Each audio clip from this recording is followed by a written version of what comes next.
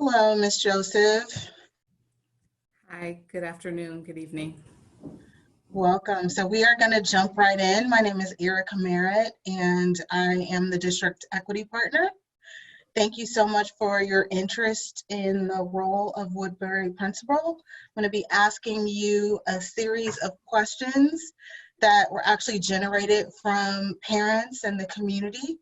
And before we dig into that, would you take just a few moments to tell the audience a little bit about your professional background? Yes, thank you. Good evening. My name is Tiffany Joseph. Currently, I serve in the role of assistant principal at Shaker Heights High School. Prior to that, I served for the past 6 years at Canton City Schools.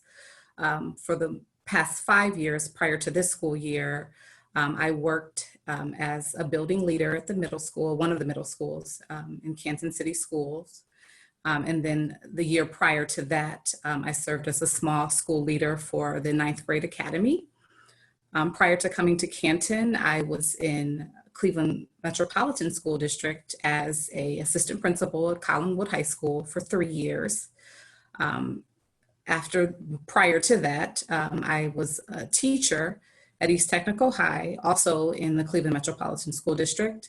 And then prior to that experience, I worked as both a paraprofessional and a teacher at Hope Academy High School. Thank you so much for that. So the first question is, having both a high school and middle school background, can you talk a little bit about how you will use that to work with elementary school teachers and students in that age range? So I have worked with 6th graders before.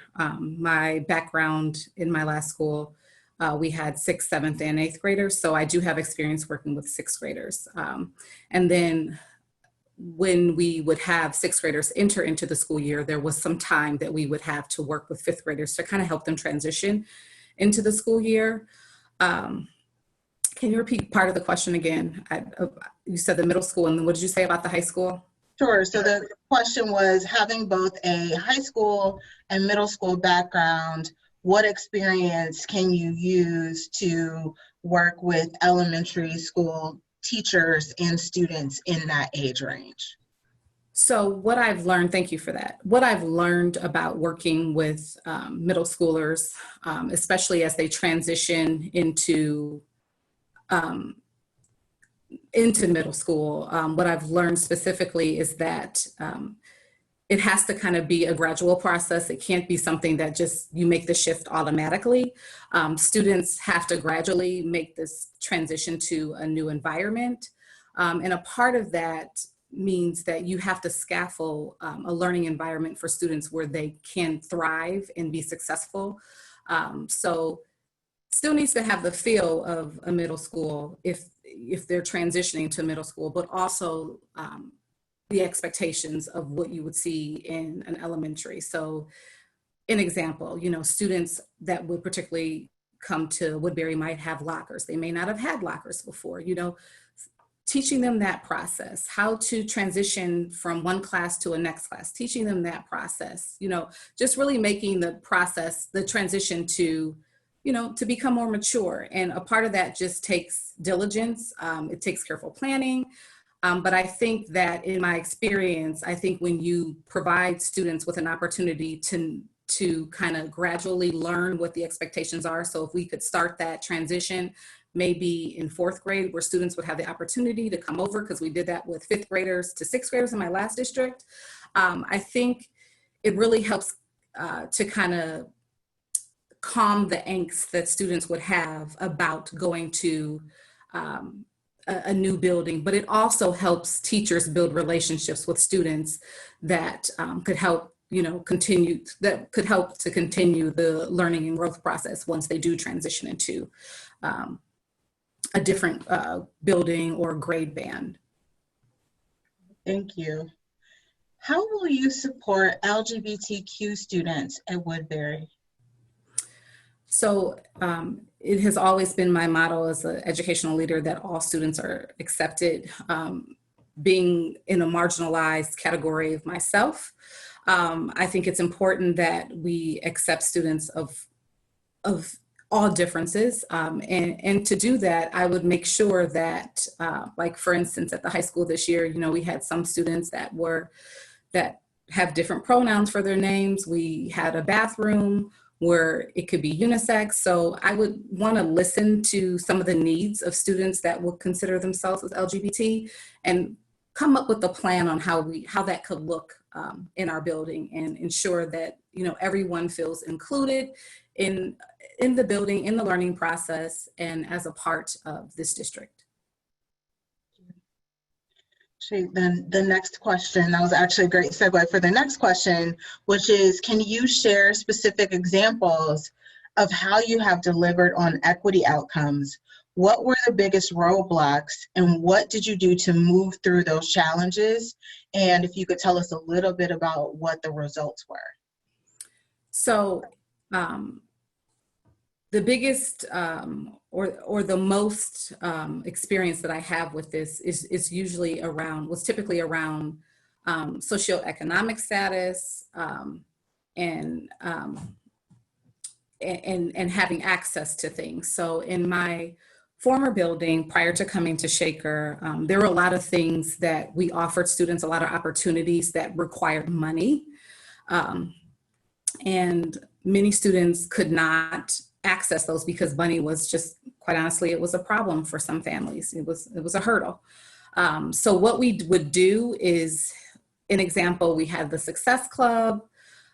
We had other trips throughout that we would go on, like we had a science club where students could go to Florida to swim with manatee and to do different types of things on spring break, but we offered it to everyone in the district. It was just sponsored by our building.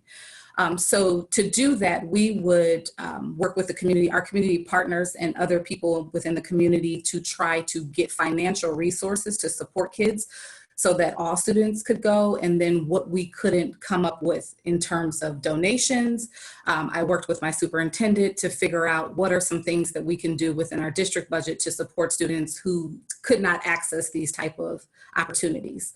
And then we also allow students to be a part of that process by participating in fundraising opportunities to ensure that they felt a part of the process, to have some ownness in it as well. Do you want to tell us what Success Club? Sure. What Success Club is?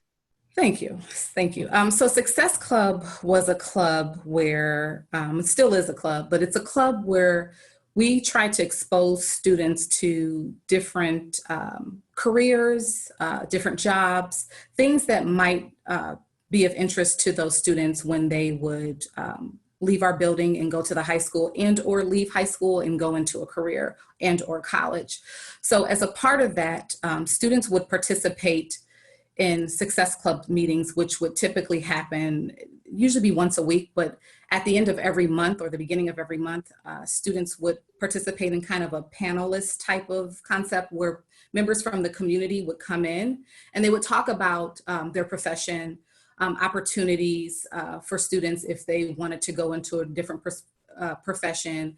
We would have colleges into our building, and we would also take kids on college visits where they could learn more about careers that they might want to pursue when they either went into high school, because our district was big into the career tech. So we had a lot of career tech offerings as well as offerings within the middle school. So we tried to create pathways for students where they could be successful, but we wanted them to start thinking about the conversation in middle school because we believed that it was important to fostering their growth if they had an expectation around what they wanted to do with their life beyond high school. So what we did is community members would donate money as well as time to educate students on possibilities of life, what they could do. And that's kind of how we got into, at the end of it, so it will be every month, and then at the end of the school year, usually April, May, we would take a culminating trip that would be of no cost to the students. It was just their participation in the process. and we would go to different states every year. Sometimes we would do two states the same year if we wanted to cover more ground. We would visit universities, different jobs, different facilities for students to learn more about what are the possibilities for them beyond high school. Thank you. Mm-hmm. Can you please share with us, using some specific examples from your time as a school leader, about how you will work with teachers and parents and students to ensure an equitable and challenging curriculum and learning environment for students of all abilities, all backgrounds, all genders and identities, and all races and ethnicities, while closing the persistent educational gaps in the student population? Okay, so I may have to And I was going to say I will be happy to repeat any portion of that question. There's a lot there. But I will try to capture that because that was a very long question. But in order to even have a conversation about curriculum, I think we would first need to lend ourselves to looking at data and the success of our students, and then determine the correlation between the two. Is it that students can't see themselves in the curriculum? Is that why that we're having these hurdles? Is the curriculum accommodating for students with special needs? Does it accommodate their needs? Does it scaffold the learning in a way that we can support student growth? So a way that we could discuss this would be monthly after staff has had an opportunity to discuss data, and parents that will be involved in our building leadership teams. When we would talk about data, we could also have an opportunity to share out with the community those on a set day every month where they can come in and talk to us about their individual students' needs and struggles. And then we would adjust and realign from there. And then we would have to talk about the tiers of learning. So what we're doing for all students against what we need to do for students who need additional supports, and what that could look like. Because I think before we can talk about the curriculum, we really need to look at the data to see, is it the curriculum or is it something else that we could do to support students in the curriculum that we have? And if it's not, then the conversation would be great to have with families about what they think their child might be missing within the curriculum process so that he or she would be able to access the learning. But I think the first step of that is to look at the data, and then let's talk about the tool. All right, thank you. What are two things that teachers who have worked with you this year would say about your leadership? If I had to just go off the top of my head, the first thing that they would say is that I'm fair. I am willing to listen and support wherever and whenever I can. And I think the other thing that they would say is that I've worked really hard to build relationships with not only themselves, but also the students within the building, that it's important to me to take the time to build relationships so that I can understand how I could support them. Thank you. What is one instructional initiative that you started and moved forward within the last school year? Who did you collaborate with to move your vision forward? And how did you know that you were successful? And was there anything that you needed to reevaluate during that process? So within this school year, because in this school year, I would say would be in the year prior. Sure, go ahead. So in the year prior, we implemented the RACE strategy, which is, it's a instructional strategy to help students work through to infer meaning from a text. It's really around like information. It's around writing, but it's also around informational text. What we found was that many of the students in my former district struggled with, it's not that they didn't understand what was being asked of them when it came to high stakes testing, but just how to unpack that when they were trying to explain what they knew about what they were being asked. So, you know, part of the race, it asks you to research the question, analyze it, to cite evidence. You know, when students got to the point where they had to cite evidence, sometimes we got lost in the process, and it didn't demonstrate, when I say it, meaning on state assessments or district assessment, it didn't demonstrate what students really could do. So we really tried to create an instructional tool or utilize an instructional tool that could help them work through that process. Thank you. What will you do to ensure Black students have the support needed to access and excel in IB and honors track programming at equivalent rates as white students? So again, I would want to work with my leadership team, my building leadership team, to look at what the data says about how our students are performing and what the needs are, and how we can push students to, and push and support students to be competitive within the IB framework. So that could be something as simple as, you know, providing opportunities for students to have cultural awarenesses that help them connect to what's being asked within the IB curriculum. It could be providing additional intervention support for students to ensure that we're pushing them to a place where we can pull the information out of them that we need to push them so that they can be successful. So I think it would again take us to go back to data, to discuss what's happening in the classroom, and to kind of talk about what do we think the potential needs. And then it might require us to work with students on an individual basis to get them to where they need to be, because sometimes, you know, what works for all just does not work for everyone. And we might have to come up, you know, create plans, individualized plans for students that would support them in being able to access IB expectations and be successful in that. What do you see as your first duty if you were to be selected as the Woodbury principal? What would be your first duty? And then the second part of the question is, what 3 words would best describe your leadership style? Okay, so my first duty would be to really build relationships, to foster relationships that will yield growth. You cannot make change and you cannot grow if you don't have relationships with the people that you service, the people that you work with, and the people that you want to affect change for.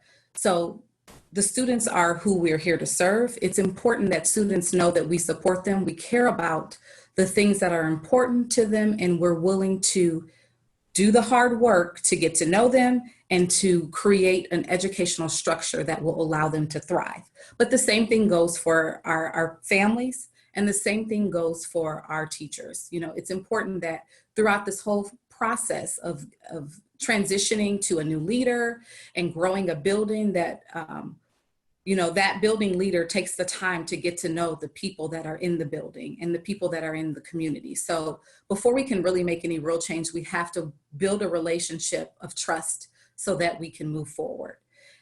And then the second part of that question, could you repeat it one more time? Sure. And what 3 words would you use to describe your leadership style? I would say collaborative, supportive,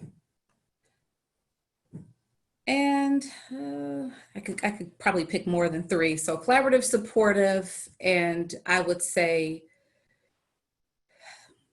direct. And what I mean by direct is I will be honest with whoever I'm working with about what's a realistic expectation and what's not. And I will work with whomever to ensure that whatever the support is necessary for that individual to thrive, whether it's a student or a staff, or it's a community member, I will be honest about what I could physically do and feasibly do, and what I will need support in doing. I understand that I cannot do this job alone. So if I am the Woodbury principal, I would need the support of all of the stakeholders to be successful in this role. And I would be honest about that and direct in it. I wouldn't dance around it. I would be direct. Speaking of dancing around, this is another great segue into the next question. How would you handle communications with parents, especially regarding sensitive issues that may prohibit you from providing details, think privacy issues, but could significantly impact students' education, physical, as well as their physical and emotional well-being? And they gave an example of a fight that happens on campus and requires the police to be called. So I guess my question is, would this be about their student or another student? I'm assuming maybe it's about other students. Imagine it's about other students, and how and what would you share with parents about such a thing happening within the school, or So, even within a classroom maybe. so that goes back to what I was just talking about before. I would be honest about the fact that yes, something did occur. If there were details that I was not able to share because of a student's privacy, I mean, these are children we're speaking of, so it's important that we protect children, and I believe in that. So I would be honest and say, you know, I am not able to share those details because of X, Y, or Z reason, but it would probably stem around, but I would be honest that something did occur. Obviously, if there's police cars or things that are going on, the community is aware. I want to be as honest as possible without doing harm to any other students or breaking the trust in me that a family would have. How would you support the arts, especially the music program, if you became the principal of Woodbury? So I believe the arts are very important. I am the leader that would advocate for the arts. I believe it helps students become well-rounded. I believe it's necessary. I had the arts as a child myself. I'm hoping that my child will also be able to participate in the arts. So I would try to compel to our district leadership about ways in which we could continue to support the arts if we didn't have the arts. But I think, you know, going back to preparing kids for college and or a career, I look at the arts as potentially a career for a student. And I would not want to strip a child of something that is dear to their heart, but could also be an avenue that he or she could pursue beyond high school. So I think it's important that we are considerate of the things that are really near and dear to our students' hearts, but that also that they thrive in. And if students are really, if we have, as long as we have the students for arts, I think we should continue to make sure that we do. And then if we have students that are capable of being in the arts that could benefit from it, I think we should push them a little bit to see, because if you don't know it until you try it. And as an adult, I could just, looking at hindsight, I'm better for having played the piano and violin for years. Thank you.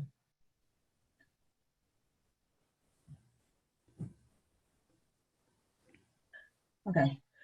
Based on your experience with virtual learning this year, how would you handle the beginning of the school year if school needed to be virtual or if school needed to be blended? And then what did you learn from this year? What are some of the things that worked and some of the things that didn't work from this past spring? So I think that we need to listen to the needs of our students. Unfortunately, we had to do this in a hurry, so we didn't have an opportunity to do that. But now that we have had an opportunity to catch our breath, to assess, I think we really need to provide our students with more support in you know, doing virtual learning. It takes kind of a stamina. It's a different type of stamina, and I think it's important that if we do come back and we have a hybrid where we're partly in school and we're partly out of school, or if we're totally virtual, I mean, that's still something we're working out. I think that prior to getting into this for the upcoming school year, we need to provide our students with more support. The start of the school year needs to be more support on how to utilize the tools. And if it's in person partly, I think we start there. And then additionally, I think we build some time into our structure for building relationships with kids to get them to trust us, to know that, hey, if the technology doesn't go that great, or if you're struggling, know that, you won't be penalized for not getting this right away, but we'll do everything we can to support you. Because I think a lot of students, at least from my vantage point at the high school, it was either an all or nothing. Either they thrived with it or they didn't thrive with it, and then they became frustrated and they shut down. That's not what we want. That's not good for anyone, especially the student. So I think it's important that we kind of take a step back as we do transition. I know we have academic goals that we would like to address, but I think it does us no good if we don't have students who are in alignment with the expectation of how to learn in an online platform. So we need to spend more time in teaching students how to learn in an online platform, and really take an opportunity to listen to their hurdles, because everybody's hurdles is going to be different. And then it might require us to scaffold the learning to different students in a different way so that they don't become overwhelmed. And then once students become overwhelmed, they shut down. I mean, we do that as adults. So I think we just have to really be considerate of the needs of our students as we transition into our next phase, whether it's half in school, half online, or whatever the structure is. We have to be very cautious of our students' needs. You talked about students, the idea that it was sort of an all or nothing. Mm-hmm. What were some of the strategies that you saw work for, maybe in terms of the students who really were frustrated and perhaps disengaged with the process? How did you observe teachers even bringing them back and re-engaging them? So when I dropped into office hours of some of the teachers at the high school, I really saw teachers taking a step-by-step, breaking parts to a whole, something that if they were in school, it would be easy. But since they're not in person, really taking the opportunity to share their screen, kind of demonstrate things for students, but additionally just doing a daily check-in. Myself and our Dean of Students, Mr. Zanelli, we really took an opportunity to kind of identify and work with counselors and teachers about students who were struggling. And then we called those families and said, hey, what more can we do to support you?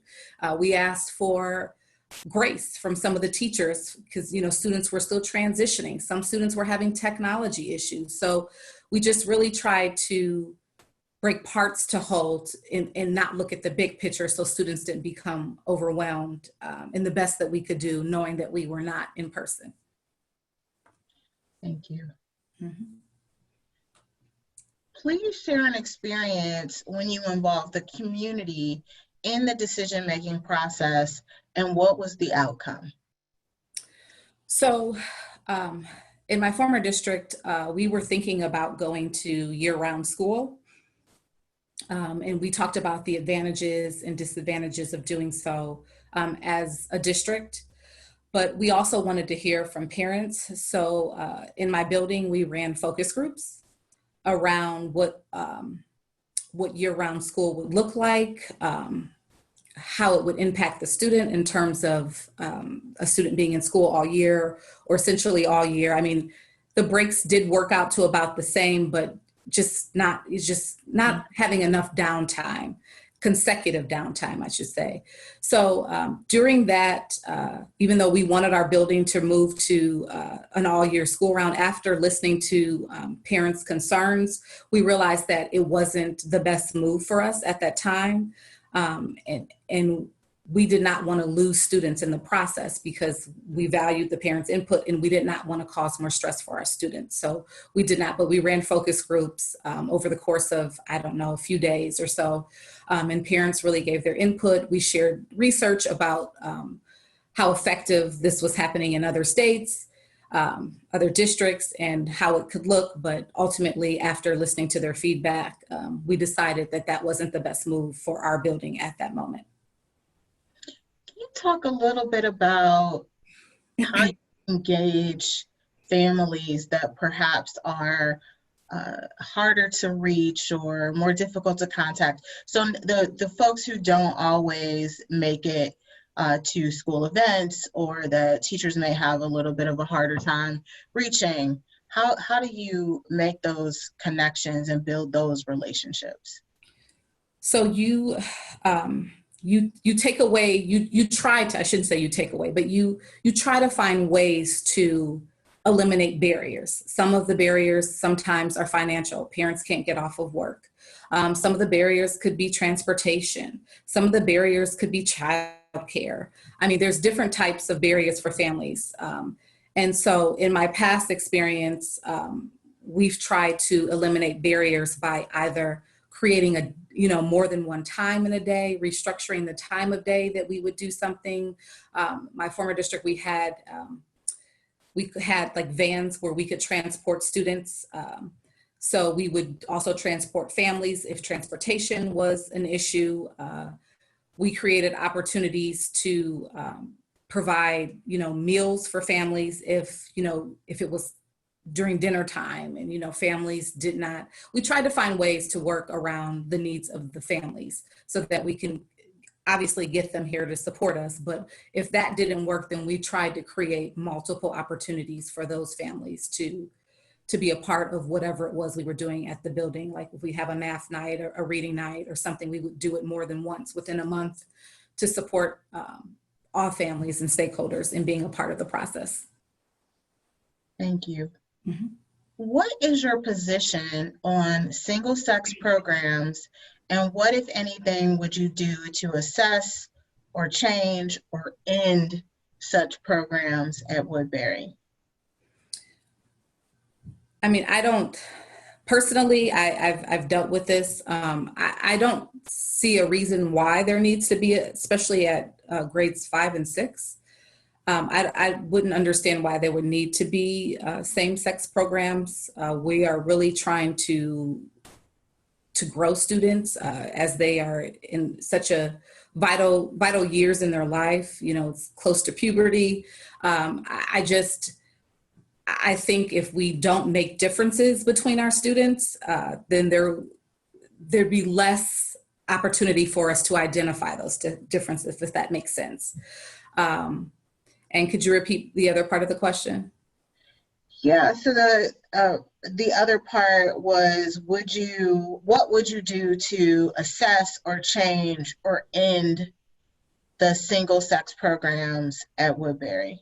So I would also thank you for that. I would also look at student interest of all, whether it be female, male, to see if we even have an interest pool. Do we not have students of the other sex because they're just not interested, or are they not just because they're not being asked? So I would kind of do a survey to see what students would be interested of for all students, and then assess it from there to work on ways that we can become more inclusive to support the interests and needs of all students. Thank you. Thank you. Okay, let's see. This question has quite a bit going on. I'm trying to synthesize it. Okay, here we go. All right. According to the state data, the district has a disproportionate number of African American children in special education in several categories, particularly learning disabilities. The district suspends children with disabilities at a disproportionate rate. Data specific to Woodbury shows severe challenges with respect to achievement, progress, and gap closing for students with disabilities. What experience do you have in improving outcomes and equity for students based on the intersection of disability and race? And how do you anticipate addressing those issues at Woodbury? Okay, that's a big question. But I do have an answer. Happy to repeat. Okay, I was like, happy to start, and then can you kind of just help me if I'm missing some pieces? Sure. So first, I do have experience. 40% of my building was special needs prior to coming to Shaker. So what I would do to ensure that we could support students in terms of discipline. You know, when you have students who are on an IEP or students who are struggling academically, it doesn't help us, it doesn't grow us to continue to give students negative consequences for behaviors. It does not, it only halts the growth process. So to really try to circumvent that and to rework that, what we would need to do at Woodbury would be to really look at how we could create student success plans for students to support them, whether some of this could be social emotional, some of it could be academic. What I know about being an educator, from a teacher of special needs to a paraprofessional to a building leader, is that when students cannot access learning, that builds frustration. So we would need to look at our instructional practices to really see, are we addressing the needs of our students? Are we scaffolding the learning in a manner that it is accessible to students? It's not always what we're teaching, it's just the way that we're teaching. So are we looking at teaching to different modalities? Are we embedding universal design for learning into our lesson design and structure? Because that could be part of the process. Part of the problem, I'm sorry. So those are some things that I would want to look at first. And then on the second end of that, when we think of climate and culture, are we building relationships with those kids? Do those kids know that we care about their success? Are they aware that we're here to support them in meeting their academic goals? And what are we doing to reward the success that they are having? So if students don't see success, how do you expect them to yield success? Like, they need to know that we're supporting them in even the smallest piece of success so that we can get to larger successes. So we would need to look at our discipline data in alignment with our academic data to see the correlation between the two, and then look at our instructional practices to see what we're doing to support students. And then through our building leadership teams, we would need to build in supports that would support kids who are in tier 2 or tier 3 academically. And what more could we do? We would need to look at that as contents as well as grade level specific to see how we could support the growth of our students. But it can be done. I know it because I've done it, but it might take a little work, but it can be done. You mentioned school climate. Can you talk a little bit about how you build a positive school climate? And also, can you connect that to how you work with teacher leaders and how you use your building leadership team? Okay, so school climate, one more time. School climate, sorry. No, don't apologize. How do you build a positive school climate? Mm-hmm. And how do you work with teacher leaders? Sure.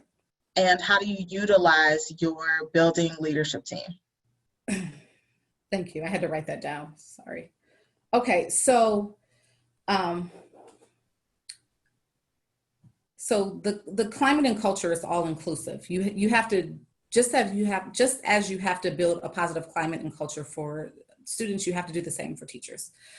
So it's imperative that the leadership in the building identifies ways that we can tap into the strengths of our stakeholders. So, teachers could be, there might be a teacher that is great at, getting students on board with participating in, I don't know, math camp or whatever we would call it. And there might be students that could get students, other students in the building to demonstrate positive behavior in different areas. So what we would probably need to do is to look at our PBIS plan. And if there's not one, we would need to structure a positive behavior intervention and support plan for our building. And we would need to structure it in a way that we would identify what's the expectation for students in all of the areas in our building. What do we expect students to do in a classroom? What do we expect students to do in the cafeteria? What do we expect students to do in the hallway? But then reward them for demonstrating that success. Likewise with teachers. We expect teachers to instruct successfully. We expect teachers to build positive relationships with students. We expect teachers to create a climate that students are part of the process. So we would model that for them. We would model that as building leaders through our leadership. And then we would demonstrate what that should look like at the classroom. And then we would do the same thing for students. And then we would empower students and teachers to demonstrate that for teachers, for other teachers, or for other students, so that we can create a climate and culture where everybody is accepting of our building expectations, but a part of the process in growing our building expectations and living up to our building expectations. What was the question about teacher leader? Yeah, how do you use teachers in leadership roles, and then how do you utilize your building leadership team in decision making specifically? Gotcha. So if I see teachers, even if they're not on the building leadership teams, quite honestly, I like when they're not on the building leadership teams, because then I can recruit them to be on the building leadership teams.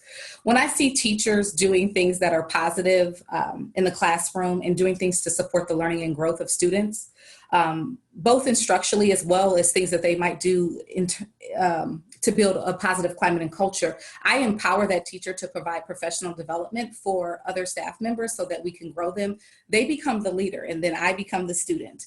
I am not the leader that believes that I have all the answers. I would never grow if I did. The things that I'm talking about are not things that I have done on my own. Quite honestly, not all of them are my own thoughts. So I think it's imperative that we empower teachers to become leaders so that they can lead things in the building, because once they are leaders in our building, or once they know that they're leaders in our building, then we will also see that in their instructional practices. Additionally, for the building leadership team, the building leadership team has the responsibility to work with their colleagues to discuss the data, to drive next steps, to inform all of the members on the building leadership team what are best practices to support student learning and growth. So this has happened, quite honestly, and then also to listen to the other stakeholders, because when you have a building leadership team, communication should really come from the bottom up and then back down.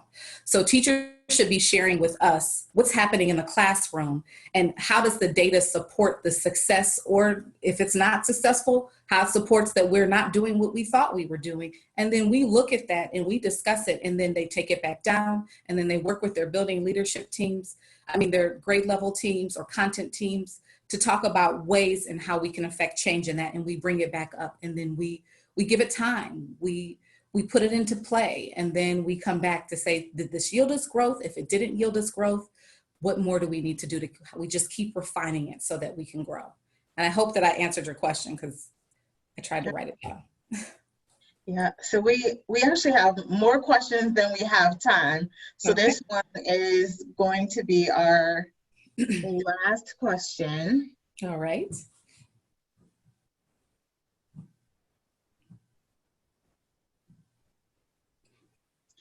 How would you handle the tracking of students, especially in light of the district's equity policy? How would you handle the tracking of students? So, I think students are tracked when we track students based upon the data that we get from the state. Students are tracked. We can look at the students and break them into subgroups if that's what we needed to do, to see how students perform. I don't think that we should track students for the purposes of offering or not offering opportunities to students. But I do think when we're looking at data and we're looking at how to grow students as a whole, we need to look at our targeted group of who we're affecting the most change in and who we need to provide more support to. For that purposes, I think that's the only purpose that we really needed, because I think students should be inclusive into every opportunity that is available in the building. And It doesn't matter where a student is academically. We just need to make sure that the support supports the student need and their growth. It's all about support and how we embed that UDL, that universal design for learning. It's how learning is scaffolded and how we teach to different modalities, because everyone doesn't learn the same, including myself. That's why I had to write things down while you were talking, because I'm auditory and I need to write it down. So I'm kinesthetic as well. So I just think that, you know, if we do learning styles inventories on our students, we don't have to necessarily track them, because we've already embedded into the lesson design how our students learn, and we could make the assessment portion of that instructional piece look different. You know, students can display what they know, and we could demonstrate that instructionally differently as well. We don't have to stick to one model for students to be successful. So I know that we're out of time, but I think when you really embed universal design for learning into the lesson design and facilitation, students are successful. So I've asked you a series of questions. Is there anything that you would like to share with the community who is either currently watching or will be watching this conversation? So I would just like to share that I believe in any student's ability to be successful, and that I would work to ensure the success of any student that is in Woodbury if I were selected for this position. I believe that through collective voice and collective effort, that we could meet the educational goals for our student, and we can ensure that our students could reach their highest potential. And I believe that it can happen, but it does take all stakeholders to be a part of this process, and I would welcome it. And I am thankful for the opportunity. Thank you so much for your interest. Have a good night. Thank you, you as well. Good night.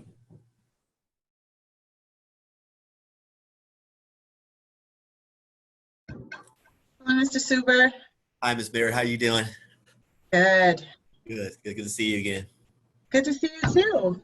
So I'm obviously going to be asking you a series of questions.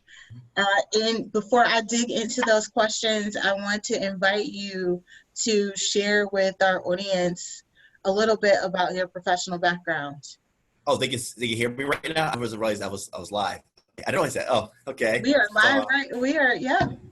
Awesome. We're up and running right now. Hello, everybody. Vincent Suber. I'm currently the principal of Streetsboro Middle School. We're a 6, 7, 8 building with about 550, 600 kids, kind of between that range, depending on the class size. Before that, I served as the assistant principal at Streetsboro High School. And kind of going back to my beginning, I graduated from the University of Mount Union. In 2003, I got a job right after college at in the Cleveland Municipal School District when I taught 6th grade science. After that, I was actually laid off and the building was torn down. So I got fortunate enough to find a job at Copley Fairlawn City Schools. But in the process between being laid off before finding a job, I needed to find a job. So I started a master's program in special education, which was huge because I ended up finishing and licensed in special education. So I got that as a teacher at Copley Fairlawn City Schools. After 10 years, I've served every capacity. I taught 6th grade science, social studies, reading, English. I basically taught everything except for math. And then I was actually coaching many variety of sports, was the athletic director there for a few years. And then I pursued another master's degree in administration because I had an interest in being athletic director / principal. So I got I got that, and then I got hired soon after at Streetsboro High School assistant principal. And then my neighbor convinced me, because I just became principal, I was newly married and no kids, he convinced me to start a PhD program. In the middle program, I had twins in the process, became a principal in the process, so we got pretty busy. But I'm actually in a dissertation phase of my PhD. And my committee actually meets June 5th to determine if I can defend or not this summer. So hopefully I'll get that PhD very soon. And that's kind of my professional background. Thank you for that.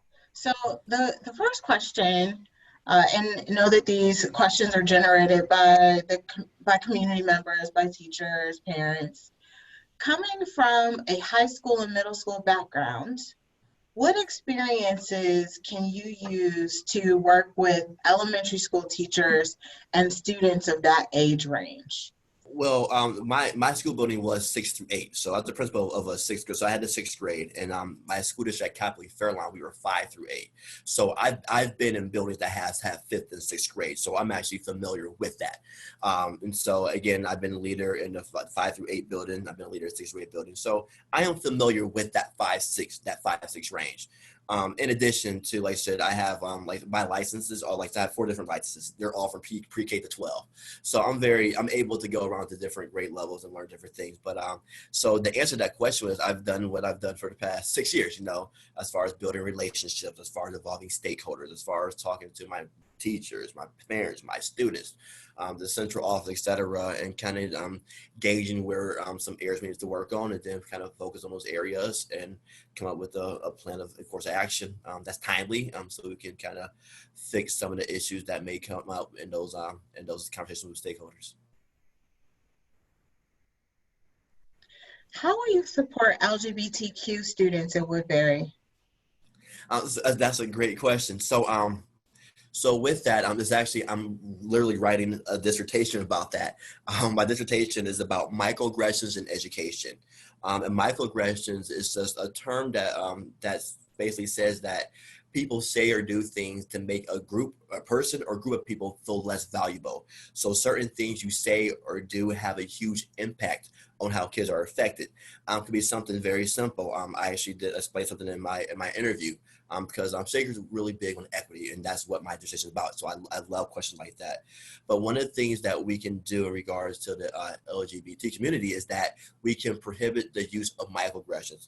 People say things and do things unintentionally, typically, and have no clue they're saying or doing those things. So actually, I've given PD in my own school district, in the Stowe School District and active school districts, at the OMLA, that's the Ohio Middle School Level Association Conference, about these microaggressions. So things we say or do that get hit by certain people, what we can do to make those things better. So that's the first thing I would do. I would have a PD with our school district. I mean, for sure, building, but eventually our school district saying these are things that we say that can make situations better for our students. And I'm not sure I have enough time, but I can give a specific example of a microaggression that was used towards me in the Sugar School District. And the reason I say that example, because if people do things to me, a school leader, unintentionally, that's a microaggression. What are we saying to our 10, 11, 12-year-old kids who don't have the same voice that I have? So it's important to point out those microaggressions so we can benefit all students.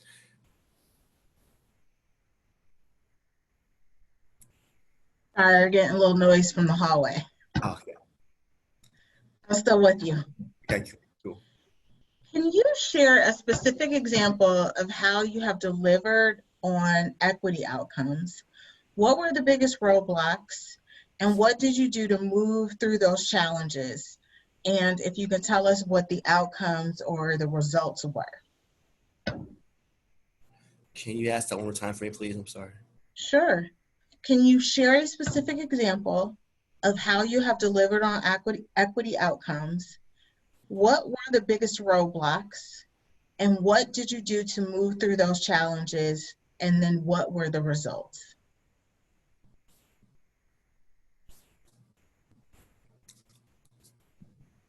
Okay, thank you. I'm sorry, I want to write that down. Okay, so what was big in the scooters I came in is that I noticed over time that it seemed to be that our Black students were being disciplined a lot more than our white students, and our population of Black students wasn't as nearly as big as our white students. So what we did is we began to collect specific data, so we can pinpoint exactly who was assigned in discipline, where discipline was coming from, what ethnicity was being disciplined, what gender was being disciplined. So we were very specific with that. And then we began to analyze and look at that data. And that was a hard conversation because at the time, some people felt that, it doesn't matter what race a student is. All students are the same. We should discipline them the same. And that's not necessarily true. And that's so that was the biggest roadblock, was explaining to people that there is a difference. If we're unfairly disciplining one group of people, we have to do things to address that. So what we did was we kind of had an inkling, but then we started to collect that data. And after the first 9 weeks, especially being a Black principal with a special ed background, our whole leadership team we were all kind of embarrassed when results came back that every single one of our students that were disciplined in that 9 weeks, right, are Black, economic disadvantage, or a student with a disability. It was embarrassing, but eye-opening. So we said, hey, guys, we had to change. So what can we do to change? So we really leaned heavily on our PBI's incentives, try to reward students for positive behavior more than negative behavior. We really looked into some restorative practices, having conversations.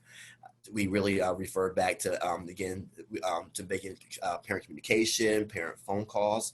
And then we saw a huge shift in our discipline change. The biggest shift was we found out in the data that if a parent phone call was made, that behavior was less likely to repeat itself. So just by making a phone call changed everything. So the results were we did see discipline become more even. We see discipline decrease a lot, and we had better communication because of it. But definitely the biggest roadblock was just facing the fact that it is a true thing, and data showed it improved, and we were able to again move through it. And the final results were it did improve the equity in our specific school building. Thank you. Can you please share with us, using specific examples from your time as a school leader, how you will work with teachers, parents, and students to ensure an equitable and challenging curriculum and learning environment for students of all abilities, all backgrounds, all genders and identities, and all races and ethnicities, while closing the persistent educational gaps in our student population? And happy to repeat any of that. I know that's a lot. That's quite a question. Can you read it one more time, make sure I have everything and answer all the questions? Sure. Can you share with us, using specific examples from your time as a school leader, how you will work with teachers, parents, and students to ensure an equitable and challenging curriculum and learning environment for students of all abilities, all backgrounds, all genders and identities, and all races and ethnicities, while closing the persistent educational gaps in the student population? Gotcha. Okay, so that's a great question. I love it. So I want to start that by saying that one of my biggest weaknesses is, and I've explained this a few times throughout the interview process, is that when I go somewhere, I want to dive in full speed, and not stop. My friend describes it: if you're in a swimming pool, you can never just test the water. You got to run full speed and jump in and do a cannonball. That's just how I am. So that's my weakness, and I know that. So one thing I definitely do before I even get here, so to come and change this, change that, I want to make sure I interview those stakeholders. So interview those students, interview those people, talk to those students, the teachers, the community, send surveys. Actually, the school that I'm currently at right now, that's the first thing we do at the end of every year, send a parent survey to kind of see the things that they feel we need to work on as far as, equity and closing the gap and certain things like that. As far as curriculum and the learning environment, and actually helping closing the gap as well, what we implemented in the school district that I'm currently at is we implemented an intervention enrichment period. So basically for an hour each day, the school shuts down and every kid is placed into an intervention or enrichment group based on their learning standards. So we have different assessments we use. We use PSAT for 8th grades and cadence for 6th grade. Use different data. Different teams use different data to support where students should go. So for example, we have a kid that struggles in phonemic awareness and fractions. Then for half an hour, they'll go to a group with other kids with phonemic awareness, and then for another half an hour, they'll go to a group with fractions. So it's not necessarily we're pulling out. It's not necessarily we're singling kid. every single kid goes to that area.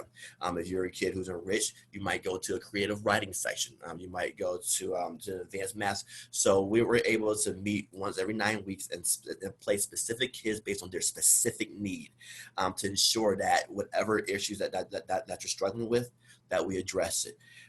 In addition to that, when we do conferences, we involve children in that conference. So, hey, these are our goals we found. What can you do to work on those goals? Okay, I can work on this specific goal. And then they actually work with the teacher to reach those goals, and we actually have rewards in place for those goals. In addition, we can also establish student-led conferences. We have conference night, and the student explains to the parent with the teacher there, these are my goals, this one I'm going to reach a goal. And even if you don't make that goal, you can still always work towards that specific goal. And that doesn't matter. And it helps build accountability, helps equity, because now we're focused on the whole child, not just doing what everybody else is doing. So there's a few things to address. So I got the parent, teacher, specific examples, all races. Yeah, and like I said, all races closing the gap by having each individual student go to an area that's going to help them improve, that's going to benefit all races and definitely close the gap. At least that's the goal of having the intervention enrichment period. What are 2 things that the teachers you worked with, or the teachers that you work with, would say about your leadership? It's very simple. I care about kids. Like I said, I'm going in to do, like I said, I'm going to do what's right by kids. Very simple. Like I said, if the joke I was gonna make, if I go out, I'm gonna go out fighting for kids. So just doing what's best for kids, and I would say that I would be described as a servant leader. I'm gonna do things to make our school better, to make our community better. I'd like to be a role model. Again, you'll see me at every event, on the weekends and the weekday. I'm very visible. I'm very active, and I do things to make my community better. So I would say for sure I do what's best for kids, and that I'm a servant leader. What is one instructional initiative that you've started, moved forward with within the last school year, and maybe doesn't have to be the last school year, but a instructional initiative that you've started and then moved forward with? Who did you collaborate with to move that vision forward? And how did you know that you were successful? What were your measures for success? Okay, I'm going to start instruction. I'd like to give 2 examples for that. The one I'm still going to focus on is that IE period.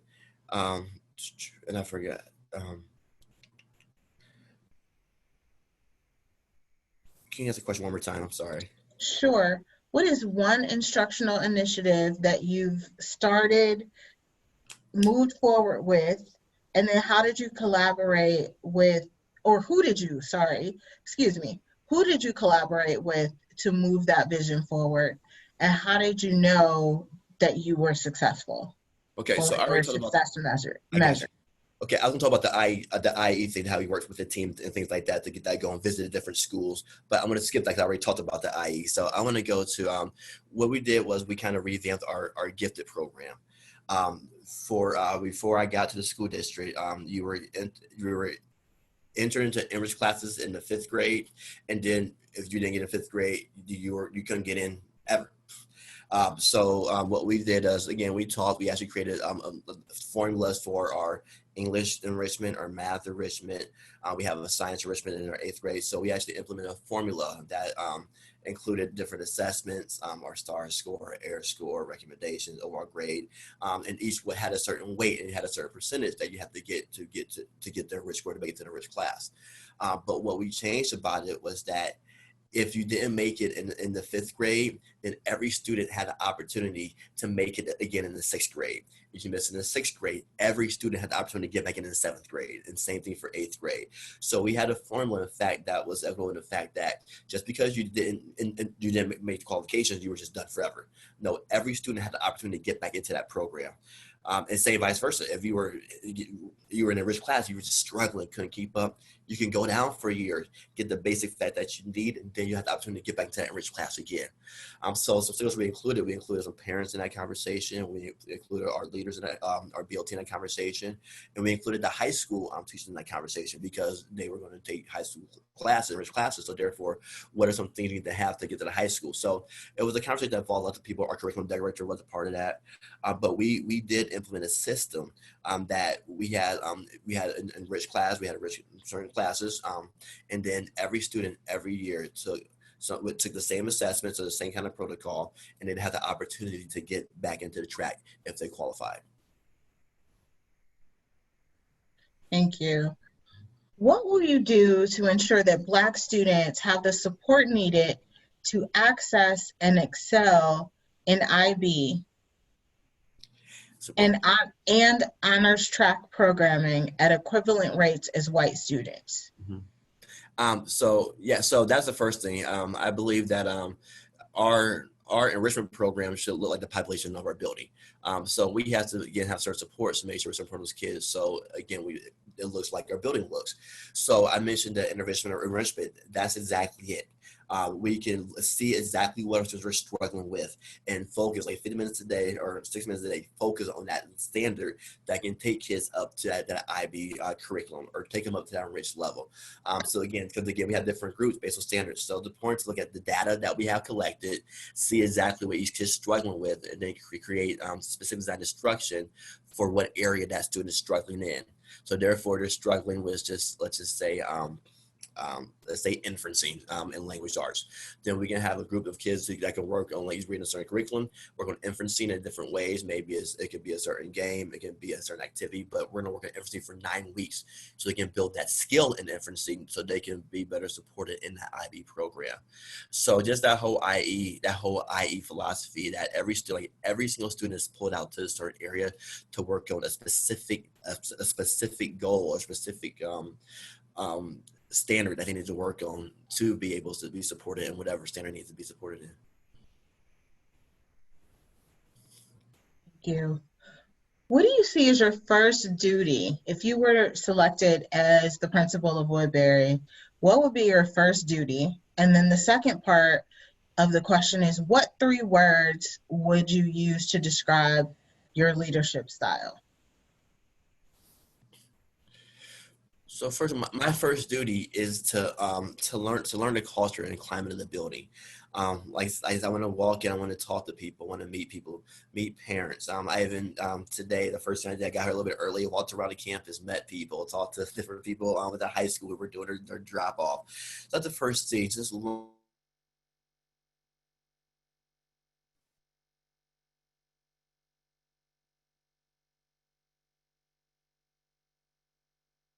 Looks like you're frozen.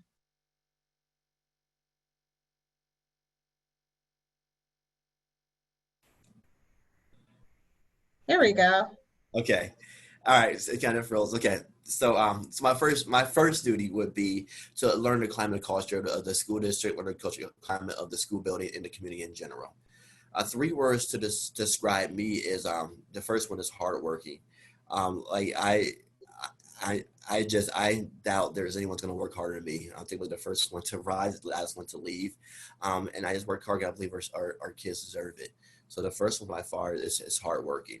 Second one I would say is understanding. I'm understanding of where students come from, especially like say one thing we did kind of understand we implemented a social emotional learning curriculum in our school building to understand that students are much more than the test score. They have social needs, they have emotional needs that we have to address. So the fact that I'm understanding is I think would be important. The next one is collaborative.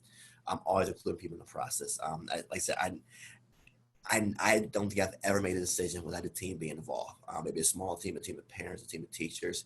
Now, ultimately, it's my decision because I'm the principal. But again, I'm very collaborative in the fact that I'm not the only one who makes decisions. Like I said, I know that I couldn't be anything without the team that I work with. And I will even say that today, like a lot of the things I have accomplished is because of my team and the collaboration with them. So I would say just, hardworking, understanding, and collaborative. Thank you for that. How would you handle communications with parents, especially regarding sensitive issues that may prohibit you from providing details? So think privacy issues. Mhm. How could you, or issues that would significantly impact students' education and physical and emotional well-being? And the example that's offered is, for example, if a fight occurs on campus that requires the police to be called. Okay, so how would I communicate that? So it sounds, my interpretation, so how would you communicate that to parents, or would you communicate that to parents? What would you share? Yeah, what would you communicate to parents? Well, first of all, I think that's a strength about is communication. So, like I said, parents are going to receive emails from me constantly, at least once a week. So, in a situation that involved the Catholic School student safety, that's a quick email to the whole community saying, "Hey, there was a disturbance on our campus. Police were called. Our students are safe. Whatever can happen to be." Given details again, we have the FERPA requirements, so we can't put everybody's information out there, but. And I'm just thinking a situation that we have is we at our current school district we invite the police to come anytime they want and do a drug search with the dogs anytime they want. So one day they might show up. This is an email, so the police dogs showed up. They checked our school. We're glad to announce that nothing was found, but we want to have the information to you. Something a fight on campus. Hey, there was an altercation on campus. Police were called. They're investigating the situation, but our students are safe. If you have questions, please reach me. It's something similar to that. So I would definitely communicate it. It's again kind of a broad skill, very very broad. But if some people want certain specific questions, they can of course ask me, and I'll share what I'm legally allowed to share. How do you plan to support the arts, especially the music program, if you were to become principal? Okay, there's a speaker now, I think Jack Bergmeyer, who always says, refer to special classes and art. He said they're not just special classes, they're essentials. I believe the arts are essential. They're huge to student learning, huge to the development of a student. Like I said, people play the arts all the way up to till they're adults. So I definitely support those programs. And some things we have, like I said, kids start band and music programs when they're in the 5th grade. So when they come to my building, it's going to be in the program. So that's something that we've always been supportive of. Let's say we're also been getting kids choices of what they want to take. So not just arts, so not just a music or orchestra. I'm referring to, like I said, our STEM program, science, technology, engineering, math. I'm referring to our technology program, our robotics programs. So and we're able to give kids choices of what they want to take. And again, we start our 6th graders, they have to take everything. So they get a little bit taste of everything before they decide what they want to do for 7th and 8th grade. So the way we do, we make sure every kid has a little bit taste of 9 weeks each of the class they want to take. And then they actually choose what art program they want to go into. So if it's going to be band, they can do it. If it's to be choir, they can do that. If they want to be just an art curriculum, they can do that. So I believe is very important. Like currently, where kids take at least two specials a day, and it's based on the ones they selected. Thank you. Since thinking about virtual learning this past year, so how would you handle it? How would you handle the beginning of the school year if we needed a virtual or a blended classroom? What are some of the things that worked from this year and what didn't? So thinking about this past spring.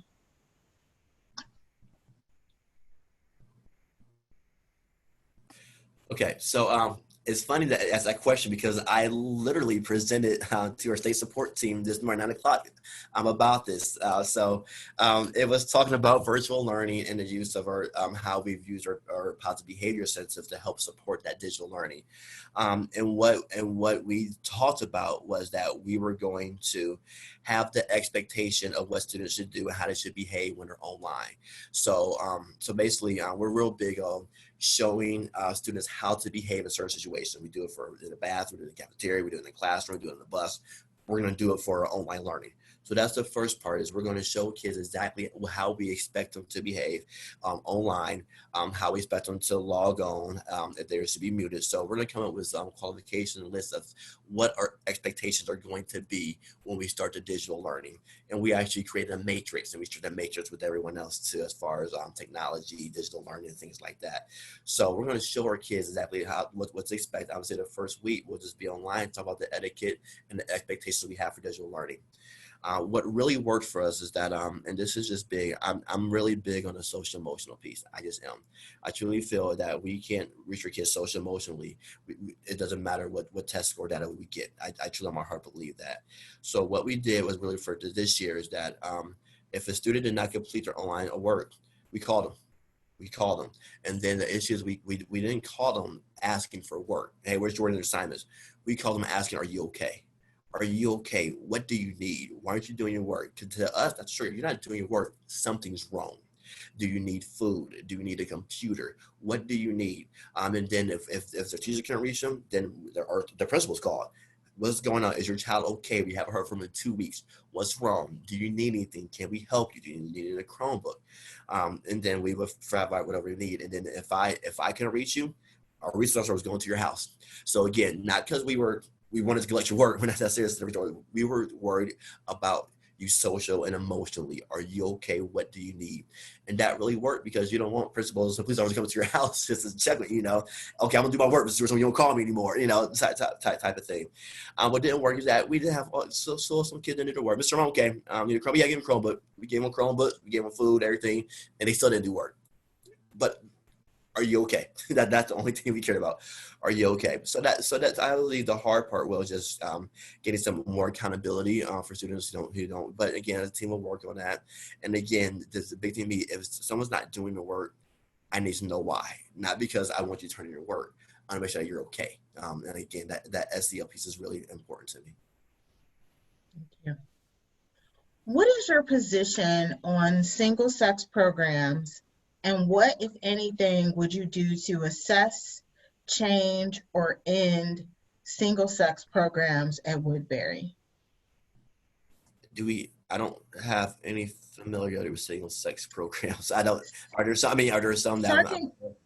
So I can give you an example. So there are Woodbury offers several single-sex programs, including a homework club and an after-school math program that are both advertised as male only. And then, then they also note that data from this year indicate that female students are underrepresented by high school in math, science, and engineering. So that's the context of the question. Okay. Again, I'm not sure. It's something I gotta look into. Honestly, I was unaware that. Again, when I say having those conversations with parents, committee members, that's what I have to look into. See what's going on. Again, it starts at our elementary. Why is this a trend like this happening? What do we see at our high school? So probably involve some high school, middle school staff in that conversation. But I'm unaware. Like I said, I just this day and age, I'm very unaware with single sex programs. Oh, I'm sorry. We kind of had it in required class, but it was like baritones and like altos. It was more sexy, so they had different days. That was the only, but it was not based on single sex, based on the sound of your voice. There were some girls with baritones and boys, but no, I'm unfamiliar with that. So I would say that's something I got to say I would have to look into, and just kind of see what the root of the problem is. Why are there few girls in these programs? Why don't they like it? I'm thinking my students now, we have a very even number in our after school STEM robotics program. Same number of girls and number of boys. So I would have, again, and maybe is not a single sex program, it may appear to be that way. I would say I would have to look into that and say I would just involve stakeholders and get to the root of the problem. And I would try to, again, integrate everyone to those programs, not just sex, but races, ethnicities, genders, everything, to have it be more representative of our student population. Okay, so this next one, I'm just going to tell you there's a lot happening. So okay, I'm ready. All right. So according to state data, the district has a disproportionate number of African American children placed in special education in several categories, particularly learning disabilities. The district suspends children with disabilities at a disproportionate rate. Data specific to Woodbury shows severe challenges with respect to achievement, progress, and gap closing for students with disabilities. What experience do you have in improving outcomes and equity for students based on the intersection of disability and race? And how do you anticipate addressing those issues at Woodbury?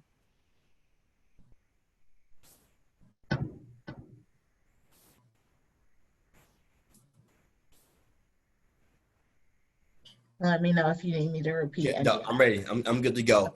The only thing I'm gonna say is, yeah, that's not just a Woodbury problem or a state, that's a world problem. The disproportionate race, like I said, and I kind of like see this. This is what I'm writing my decision about. This is the data I already have included in there. That's not just a Woodbury trend. That's a national trend. That's something that we have to address. So first of all, it will be just at Woodbury.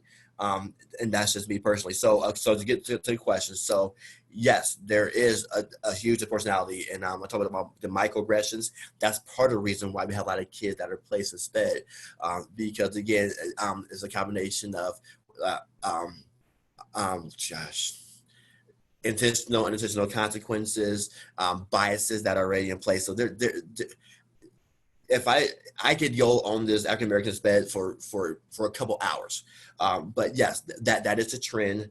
There's a million reasons for that trend, and that's what and so and I literally give professional development how to address those trends and why those trends happen. So yes, especially this portion, absolutely. Again, achievement gap closing, that's what we see not just in Woodbury, nationally. So some things I do personally is I give professional development sessions, not only to Woodbury, probably for the school district, I give those same few sessions to other districts. This is some things we can do to help close the gap. This is some things we can say to better serve our students. These are ways we can act, be aware of microaggressions, make sure we're not looking at any determined biases. So we do lots of things to address those things. And so it's an approved outcome of equity. I already shared a story about how we looked at our data. We did things like we did a poverty simulation in our school district that we set that up so people know what it feels to be poor. We've done pedo microaggressions. We've gave tips how to communicate with parents and different stakeholders. By just addressing that Woodbury, those are things that I've done before. That's one thing I'm passionate about. That's one thing I can literally go on for no joke hours explaining why this is. I'm explaining my PD and some things that we do to address those outcomes. So equity inclusion, that's like my passion. So I can go on for days about it, but something like I said, I would give professional development about it. We would look at data, specific data that's specific to our building, race, gender, location. And then we would come up with goals for how we were going to fix and address those problems. So I know that so you talked about data, you talked about using professional development. Can you talk a little bit about how you maybe close the gap between what people know and what they do, right? There's a difference between sitting in a training and being inspired and then actually applying that in the classroom in real time. Can you talk a little bit about that? Yeah, so I'm really good at giving specific examples that are personal to me and personal to the audience. For example, when I talk about professional development, I use myself as a good example. I use diagrams, I use pictures, I use examples that people may have experienced. So and actually I have a worksheet basically that people look at and they say, you know what, I have heard that's been said to me. Well, this is wrong, this is why it's wrong. So I'm very good at using real life examples. And I say that because for me, it's my passion, it's personal to me. I can tell stories how my life can truly have been impacted based on things that were said or told to me as a student in a diverse school. So it's personal to me. I've seen students who were told certain things and it didn't work out. I was lucky enough to have a mom that was very supportive, won't let that happen to me. But there were so many kids who did not. So when I see that, and I see especially our Black boys, that's me, and it's personal to me. So it's personal to me, and I lead by example. It's typically personal to the people who I work with. Thank you. Please share an experience where you involved the community in the decision-making process and what was the outcome? Oh, so we as a middle school principal, we have lots of issues with social media and cell phones. Um, Scary issues, criminal issues, predatory issues. But it seems like no one was listening to me. And it really got out of control with the cell phones and the social media. It got out of control. So I met with our parent group. And we worked together. We did some fundraising. We actually got a speaker named Jessie Weinberger. She's the author of a book, There is a Boogie Monster, and a Boogie Monster's in your child's back pocket, referring to the cell phone. And with that, she got some data. She gave us a presentation to the students. She gave a presentation to parents. And parents were blown away when they saw the results from the surveys from the students. Things like, I would say 95% of kids would appreciate it and be happy if their parents would not look on social media. Things like that they had just no clue about because they know how negative and how bad it is. So just the community, we kind of talked like this is a big problem. They agreed, well, what can we do? We researched different speakers. We came to a conclusion that we wanted Judge Weinberg. She was great. She was absolutely great. And she came and spoke to our kids in the high school, in the middle school, and then it's just a middle school and high school. And then she gave a presentation for all the parents in the school districts. And it was powerful. It was powerful. And we addressed that's not big, but some of the cell phone issues we were having in those particular buildings. Thank you. Can you talk about how you build this is a multi-part question. How do you build a positive building culture? How do you use teachers in leadership roles? And how do you use your building leadership team in decision making?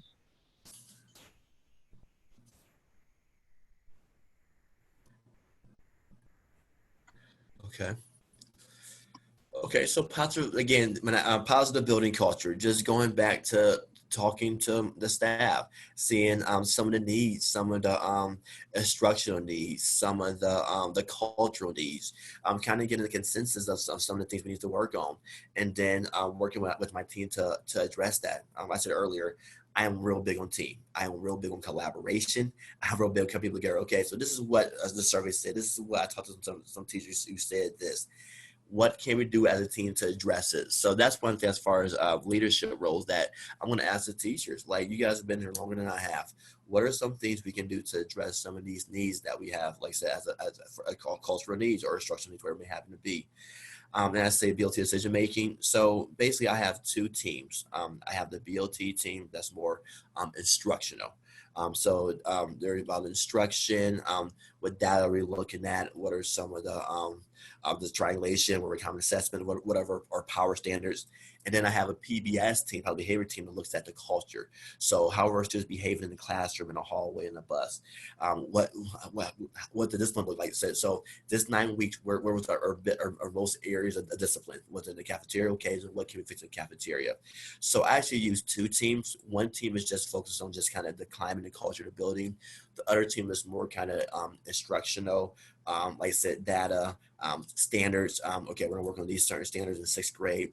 And come up with I use by making those two teams, the PBS team and then the BLT.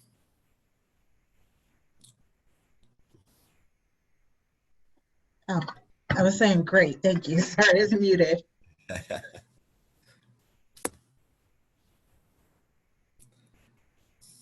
How can you determine if a teacher's instruction and management is effective? If it's ineffective, what steps will you take to remedy it?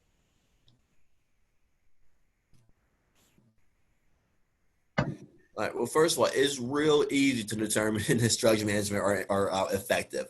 And I'm the kind of principal. I don't stay in my office. I have my mobile office. I'm going right around the building. I go to certain areas. So I'm the kind of person that I'm always in the hallway. I'm picking the classroom doors. It is always very simple to determine if someone's effective. If someone has lesson plans, because you know right away. So if someone is not effective, then we have a conversation. That's when I might ask to see some lesson plans. Hey, what's your instruction today? Because when I go into a classroom, especially with teachers who teach the same subject, I expect to see things that are consistent. So again, we're learning about let's say the War of 1812 in this seventh grade class. We should be somewhat in that time period, like I said, of the 18th century, whatever the kids may happen to be. So why are you so far off? So it'll be some conversation there. Well, I noticed that the kids were kind of jumping up and down. Is there a reason why? Okay, well, what standards have, like I said, what have you showed them? Do you have your PBS rules in your classroom? Have you showed students? So it's just a conversation that will go on, and I'll check with for lesson plans. I'll see what classroom environment was some database strategies they're using to help with the discipline in their rooms, and then we'll say we'll meet and determine that effectiveness. Thank you. So this parent says, I am an engaged parent and involved in the PTO. I volunteer regularly and I read all the correspondence that I can get my hands on. Yet I still feel out of the loop on my child's placement and education. How would you improve transparency? Okay. Well, that's one thing I mentioned. I'm very good at communication. My weekly emails have everything you could possibly need for the weekend there. So that's number one. So I try to communicate at least once a week, if not more often. Again, explaining like how the scheduling works, some of the protocols. So I do communicate at least once a week via email. But I would say to any parent that if you have any issues or questions, send me an email, call me. It's a conversation. So I'm very big at communication. If there's ever an issue, anything that you need to understand or clarify, that's a simple phone call, email away, and I can address that very soon. But I do try to, again, share so much. Like sometimes I write too much in my emails. People say you write too much. People they stop reading it. So I do tend to include too much information. But I'd rather have too much information and someone asks me the question again to not have enough information. So I'm real big on communication. I send a weekly email out every week, kind of explaining what's going on in the school building. And I just welcome anyone. You have any questions? Just please. That's just a phone call or email away, and I'll always return a phone call or email back. Thank you. So we have more questions than we have time. So this is going to be the last question. I lost my place. Give me 1 second. Sorry. Okay, here we go. Over the last few years, staff, faculty, and students have coped with upheaval and many changes. What will you do to create a sense of steadiness and security in the building and the wider Woodbury community so that all stakeholders feel heard and valued and students' individual needs are being met?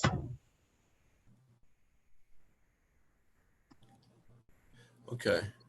So first of all, I'm thinking of upheaval and changes. That's just what's going on in our country right now. That's something that we're seeing every day. It was protests, things like that. I think the most important thing you can do is talk to students. Unfortunately we had some tragedies during my time in my previous school district, and we came in for that. We can say, you know what, we're not going to talk one thing instruction. We're going to talk to your kids, gauge their feelings, see how they are. Like I mentioned earlier, I'm really big on that social emotional piece. I think our kids' social emotional learning is more important than any test score that they'll ever get. So again, to kind of help with the uphill changes, have to have a conversation. And like I said, instead of include stakeholders, that's what I think I've always done. We survey students, we survey teachers, we survey parents in the community. So we have a survey that needs to be sent out. We want to know what you think, how we handle that, and we'll send we're a Google school, so we'll send Google surveys out. And so I would say that's the big thing, is just that we talk about it, we have a conversation, we put it out there. In order to improve, in order to succeed, in order to get better, we have to have difficult conversations and address those difficulties so we can improve and be better. So by far, like I said, we have to sit down and talk about it. And like I said, we've had conversations in my old school district that I don't care if we didn't get one thing instructional this whole week. Make sure kids are okay, have a conversation, talk to them, hear them out. If you need me to be there, invite me, your counselor to be there, invite our counselor. We'll be there for that conversation. And so we were definitely out in the hallway to kind of jump in and have those difficult conversations. Thank you. So knowing that there are people watching, or there will be people watching, is there anything that I haven't asked that you want to share with the Shaker community, teachers, parents, community members? What else would you like them to know? No, I'm thankful for the opportunity. I believe this is a great school to be associated with.